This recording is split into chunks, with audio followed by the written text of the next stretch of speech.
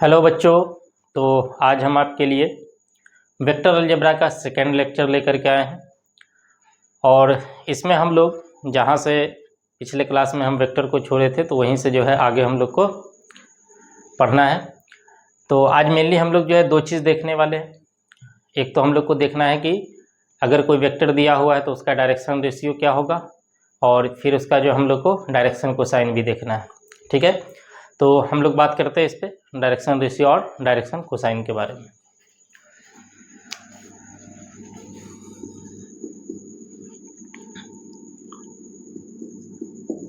Direction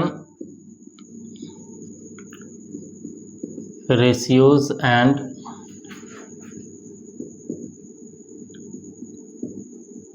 direction cosine of a vector.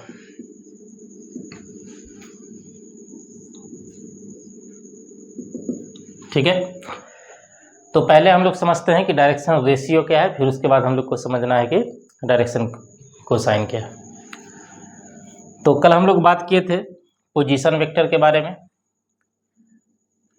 Position vector के लिए जब भी हम लोग कोई एक पॉइंट लेते हैं, जैसे यहाँ मान के चलिए एक पॉइंट है P और इसका कोऑर्डिनेट हम लोग मान लेते हैं A, B और C। X कोऑर्डिनेट A है, Y कोऑर्डिनेट B है और Z कोऑर्डिनेट C है।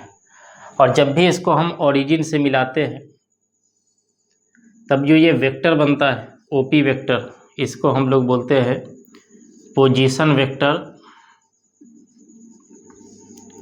Of point P। ये P पॉइंट का क्या है, पोजीशन वेक्टर है। उसके बाद अगर इसको वेक्टर फॉर्म में लिखना है, OP को जो है हम लोग को वेक्टर फॉर्म में लिखना है, तो हम लोग इस तरीके से लिख सकते हैं कि OP वेक्टर इक्वल टू जो इसका X कोऑर्डिनेट है उसके साथ I को मल्टीप्लाई करना है, यानी कि AI कैप, प्लस जो Y कोऑर्डिनेट है इसको J से मल्टीप्लाई करना है, और जो Z कोऑर्डिनेट है इसको हम लोग K से मल्टीप्लाई करेंगे। ठीक है, तो ये OP वेक्टर जो है ये वेक्टर फॉर्म में लिखा गया और इसको हम लोग बोलते हैं कि वेक्टर का कौन सा फॉर्म है, ये कंपोनेंट फॉर्म है।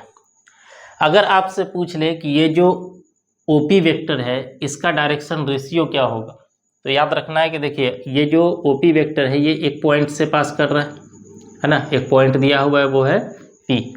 या ऐसे हम लोग देख सकते हैं कि अगर ओरिजिन का कोऑर्डिनेट ले तो ओरिजिन का कोऑर्डिनेट होगा 0, 0, 0, यानी कि x y z तीनों का कोऑर्डिनेट इसका 0 हो जाएगा।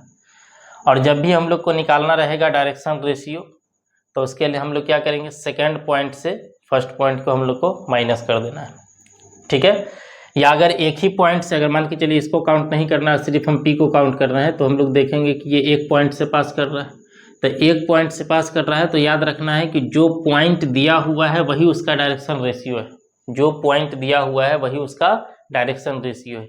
यानी कि अगर हम लोग को डायरेक्शन रेशियो लिखना हो, direction ratios of OP vector, अगर OP वेक्टर का डायरेक्शन रेशियो लिखना हो तो हम लोग बोलेंगे A, B और C, यानी कि इसका डायरेक्शन रेशियो हो जाएगा A, B, C। बस समझ में आ रही है। अगर कोई भी लाइन एक पॉइंट से गुजरेगा तो याद रखना है कि उसका जो डायरेक्शन रेशियो होगा वो वही पॉइंट होगा जिस पॉइंट से वो गुजरा। अब जैसे मान के चलिए वेक्टर फॉर्म में दिया हुआ है, एग्जाम्पल के लिए अगर हम लोग ले ले कि एक वेक्टर दिया हुआ है 3i cap plus 4j cap और -6k कैप। ठीक है, अब हमसे बोला कि ये जो A वेक्टर है इसका डायरेक्शन रेशियो बताइए। तो डायरेक्शन रेशियो ऑफ, इसको शॉर्ट फॉर्म में इस तरीके से लिखते हैं, direction ratio of A vector equal to I J के तीनों को हटा देना है, 3, 4 और -6, ये इसका डायरेक्शन रेशियो कहलाएगा। ठीक है, मान के चलिए एक और वेक्टर दिया हुआ है A vector equal to 3i cap plus 2k cap, और इसका बोला कि डायरेक्शन रेशियो बताइए। तो इसमें हम लोग देख रहे हैं कि I है, K है, J है ही नहीं।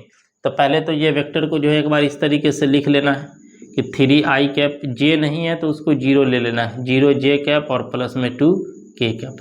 अब अगर इसका डायरेक्शन रेशियो लिखना है तो direction ratio of a vector equal to 3, 0, 2, ये इसका डायरेक्शन रेशियो कहलाएगा।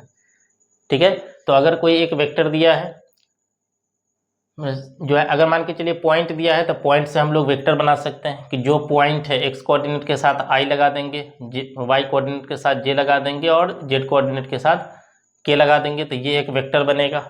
और इसका अगर हम लोग को डायरेक्शन रेशियो लिखना है तो जो पॉइंट है, या यहाँ से अगर i j k को हटा देते a, b, c, यानी कि जो पॉइंट है वही उसका डायरेक्शन रेशियो कहलाएगा। ठीक है, अगर वेक्टर फॉर्म में दिया है तो इस तरीके से हम लोग लिख सकते हैं कि i j को हटाया और बाकी को कॉमा से सेपरेट कर देंगे, तो ये इसका डायरेक्शन रेशियो कहलाएगा। बात समझ में आ रही है? अब हम लोग देखते हैं कि अगर कोई लाइन 2 पॉइंट से पास करता है तब उसका डायरेक्शन रेशियो हम लोग किस तरीके से लिखते हैं।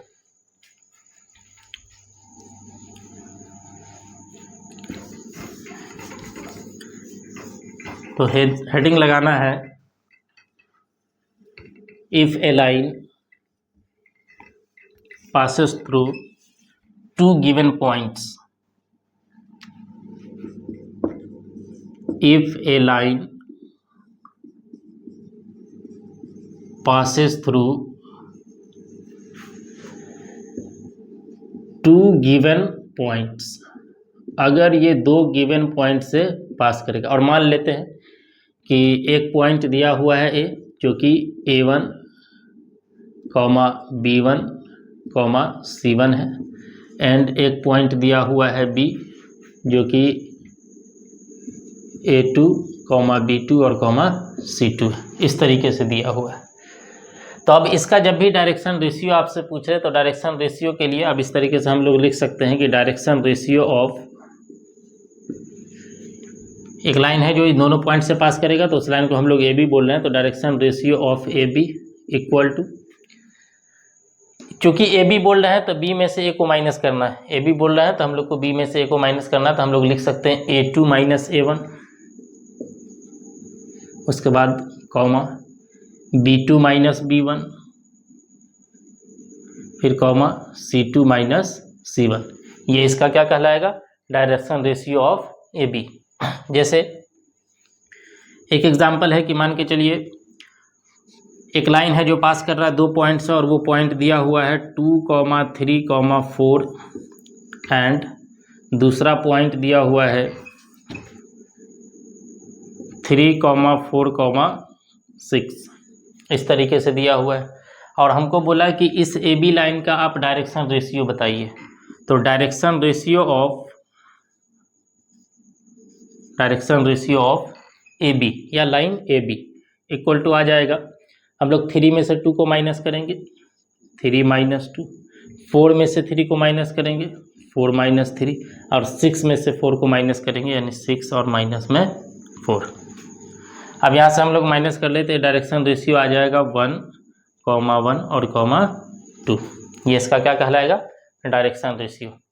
तो आसानी से हम लोग निकाल सकते हैं डायरेक्शन रेशियो क्या होगा, है ना। एक पॉइंट से दे तो जो पॉइंट है वही उसका डायरेक्शन रेशियो है, और अगर 2 पॉइंट दे दे तो हमेशा सेकंड में से फर्स्ट पॉइंट को हम लोग माइनस करके लिखते हैं, तो वो उसका डायरेक्शन रेशियो कहलाएगा। अब हम लोग देखते हैं कि डायरेक्शन कोसाइन क्या होता है।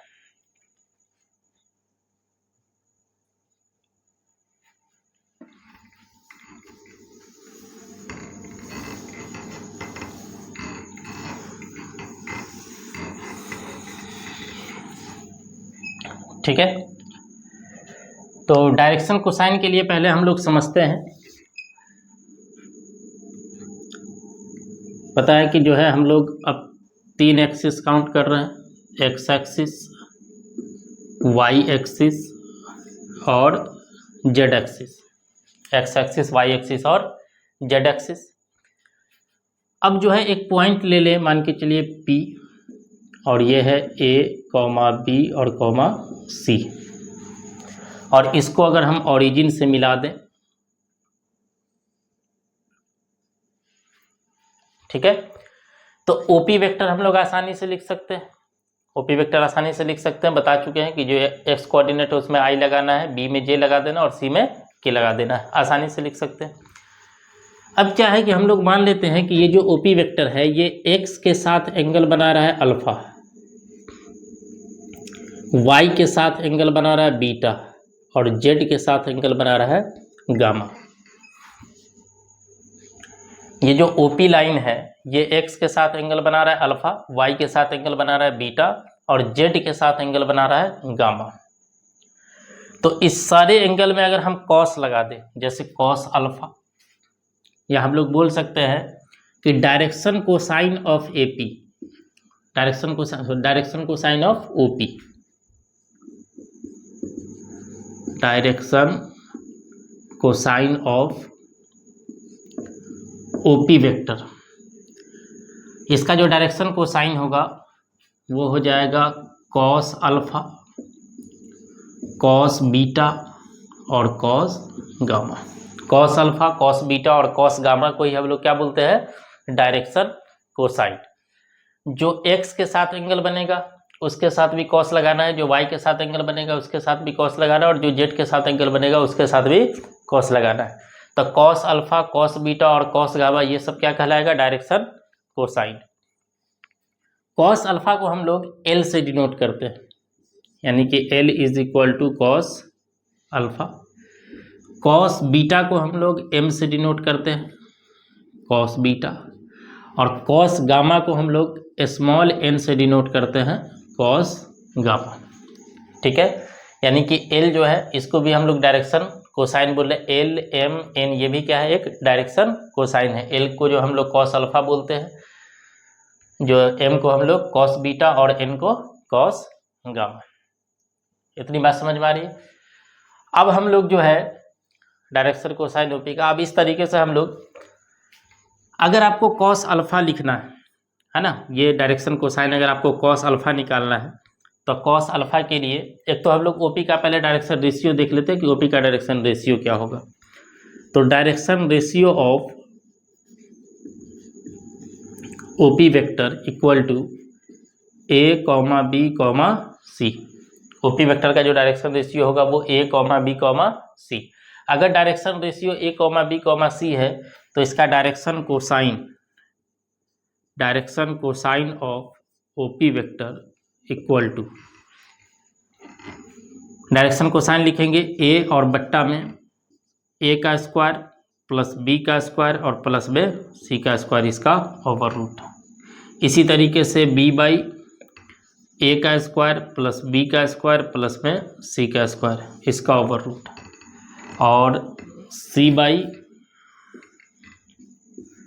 रूट अंडर ए का स्क्वायर प्लस बी का स्क्वायर और प्लस में सी का स्क्वायर, इसको हम लोग क्या बोल देते हैं, डायरेक्शन कोसाइन। अब इसी में क्या होगा कि ये जो पहला फर्स्ट टर्म है वो एल के बराबर होगा, जो सेकेंड टर्म है वो एम के बराबर होगा, जो थर्ड टर्म है वो एन के बराबर होगा। ठीक है, तो जब भी अगर हम लोग को डायरेक्शन रेशियो दिया रहे और डायरेक्शन कोसाइन लिखना है, जैसे direction ratio a b c है, तो अगर एल निकालना है तो उसके लिए लिखना है A by root under A square plus B square plus C square. अगर एम निकालना है तो उसके लिए लिखना है B by root under A square plus B square plus C square. और अगर एन निकालना है तो C by root under A square plus B square plus C square. ठीक है, आगे हम लोग देखते हैं इसमें।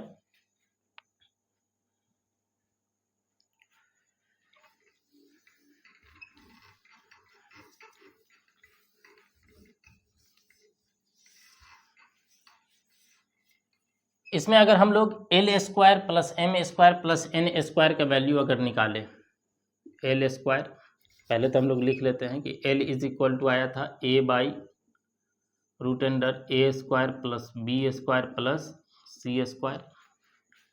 एम का वैल्यू था B by root under A square plus B square plus C square. और n इक्वल टू था c by root under A square plus B square plus C square. अगर हम लोग L square plus M square plus N square निकालें, L square plus M square plus N square, तो L के जगह पर L का वैल्यू पुट करते हैं A by root under A square plus B square plus C square, इसका whole square, plus M के जगह पर एम का वैल्यू पुट करेंगे B by root under A square plus B square plus C square, इसका square बनेगा। और n के जगह पर n का वैल्यू पुट करना है c by root under A square plus B square plus C square, और इसका हो जाएगा होल स्क्वायर। इसका जब हम लोग स्क्वायर करेंगे तो ऊपर में आ जाएगा ए स्क्वायर, और यहाँ से रूट हटेगा और बच जाएगा A square plus B square plus C square plus B square by A square plus B square plus C square. Square हटाने से स्क्वायर करने से सबका रूट हटेगा, और ये आ जाएगा C square by A square plus B square plus C square. और सबको जब एक साथ प्लस करेंगे तो यह आ जाएगा A square plus B square plus C square by A square plus B square plus C square. ठीक है, और ये कट के कितना आ जाएगा 1। तो याद रखना है कि l square plus M square और प्लस एन स्क्वायर, इसका वैल्यू जो होता है वो कितना होगा 1 के बराबर। बात समझ में आ रही है? तो अगर कोई एक पॉइंट दिया है और उसका कोऑर्डिनेट पता है तो हम लोग आसानी से लिख सकते हैं इसका डायरेक्शन कोसाइन, डायरेक्शन रेशियो भी निकाल सकते हैं इसका, और डायरेक्शन कोसाइन भी निकाल सकते हैं। अब हम लोग देखते हैं कि अगर 2 पॉइंट दिया रहे तब हम लोग डायरेक्शन कोसाइन किस तरीके से निकालेंगे।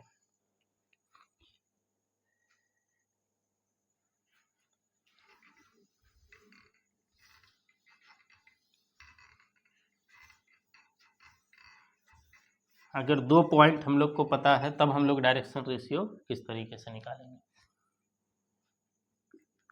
तो मान लेते हैं हम लोग कि 2 पॉइंट दिया हुआ है। एक पॉइंट है A1 B1 C1 एंड दूसरा पॉइंट है A2 B2 और C2। ठीक है, तो जब भी डायरेक्शन कोसाइन निकालना रहेगा तो सबसे पहला काम हम लोग का रहेगा कि डायरेक्शन रेशियो निकाल लें। तो AB का डायरेक्शन रेशियो निकाल सकते हैं, direction ratio of AB vector, और इसके लिए हम निकालेंगे A2 और माइनस में A1 B2 माइनस B1 और C2 माइनस C1। अब हम लोग को निकालना है कि डायरेक्शन कोसाइन ऑफ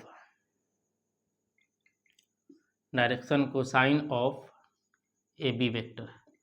तो डायरेक्शन कोसाइन के लिए हम लोग देखिए पहले डायरेक्शन रेशियो ऊपर में लिखते हैं, तो फर्स्ट वाला पहले लिखाएगा A2 और बाई A1, और इसको हम लोग देखिए बहुत लंबा लिखना पड़ेगा स्क्वायर रूट में, तो इसको हम लोग R से जो है डिफाइन करते हैं और नीचे लिख देंगे कि R बराबर कितना होगा।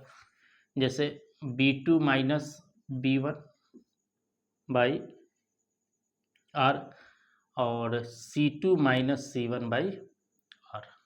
इसी तरीके से चलेगा। जैसे देखिए A, B और C था, तो हम लोग लिखते थे A by root under A square plus B square plus C square. तो R की जगह पर हम लोग को इस सब का स्क्वायर करके रूट लगाना पड़ेगा, यानी कि यहाँ हम लोग देखें तो R का जो वैल्यू होगा, where R equal to root under A2 minus A1 इसका whole square, B2 minus B1 इसका whole square plus C2 minus C1 इसका होल स्क्वायर। यानी कि ये जितनी जगह जहाँ 3 जगह R लगा हुआ है तो सब जगह क्या आएगा, A2 माइनस A1 का whole square plus B2 minus B1 का whole square plus C2 minus C1 का होल स्क्वायर का ओवर रूट। तो 2 पॉइंट दिया रहे तो इस पहला हम लोग का काम है कि डायरेक्शन रेशियो निकालें। फिर उसके बाद जब डायरेक्शन कोसाइन निकालेंगे तो पहला डायरेक्शन रेशियो बट्टे में टोटल का जो है मैग्नीट्यूड लिखना है, फिर जो है दूसरा डायरेक्शन रेशियो, फिर उसके बट्टे में जो है, और फिर जो है तीसरा का डायरेक्शन रेशियो, और फिर उसका जो है टोटल का स्क्वायर करके ओवर रूट लगाना है। ठीक है, आइए इस पे हम लोग कुछ क्वेश्चन देखते हैं।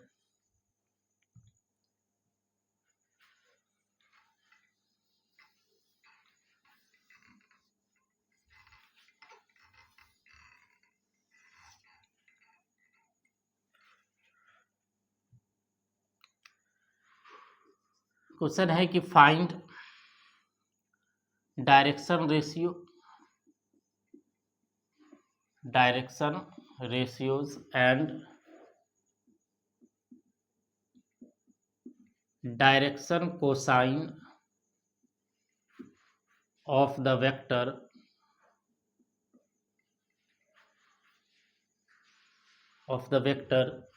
A vector equal to 2i cap plus 3j cap और प्लस में 4 के कैप। ठीक है, तो ये एक वेक्टर दिया और हमको लिखना है इसका डायरेक्शन रेशियो भी लिखना है और डायरेक्शन कोसाइन भी लिखना है। तो डायरेक्शन रेशियो के लिए बता दिए कि अगर कोई वेक्टर दिया रहे तो डायरेक्शन रेशियो लिखने के लिए आई, जे और के तीनों को हटाना है और बाकी जो नंबर है उसको कॉमा से सेपरेट कर देना है। यानी कि direction ratio of a vector का अगर हम लोग डायरेक्शन रेशियो देखें तो ये आ जाएगा, आई को हटा देंगे 2, कॉमा जे को हटाएंगे 3, कॉमा 4, ये इसका कहलाएगा डायरेक्शन रेशियो। अगर हम लोग को डायरेक्शन कोसाइन निकालना है, तो direction cosine of a vector equal to पहला डायरेक्शन रेशियो टोटल का होल स्क्वायर करके ओवर रूट। ठीक है, उसके बाद दूसरा 3/√2 का स्क्वायर प्लस 3 का स्क्वायर प्लस 4 का स्क्वायर, फिर 4/√2 का स्क्वायर प्लस 3 का स्क्वायर और प्लस में 4 का स्क्वायर। तो इसका डायरेक्शन कोसाइन बन जाएगा 2/√3 का स्क्वायर, 2 का स्क्वायर 4, 3 का स्क्वायर 9 और ये 16। कितना आ जाएगा ये 4 + 9 प्लस में 16 और ये 4 + 9 प्लस में 16। तो फाइनल आंसर जो हम लोग को मिलेगा इसमें, तो ये आ जाएगा 2/29, ये आ जाएगा 3/√29 और ये आ जाएगा 4/√29। ठीक है, तो अगर कोई एक वेक्टर दिया रहे तो आसानी से हम लोग डायरेक्शन रेशियो और डायरेक्शन कोसाइन लिख सकते हैं।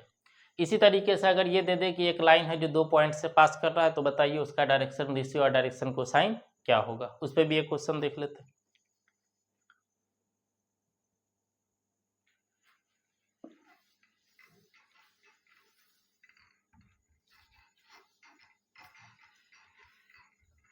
ठीक है, क्वेश्चन लिखिए, direct find the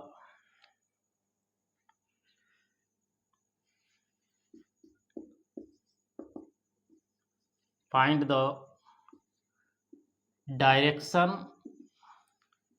ratios and direction cosine of a line passing through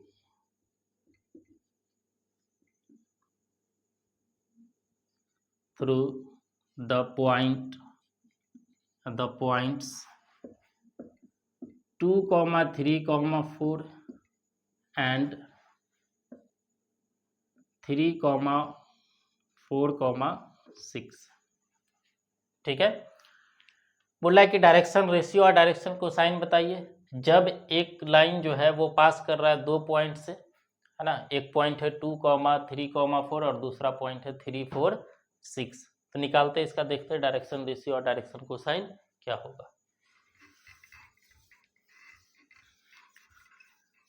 तो पहले तो हम लोग देखते हैं कि ए बी का डायरेक्शन रेशियो क्या होगा।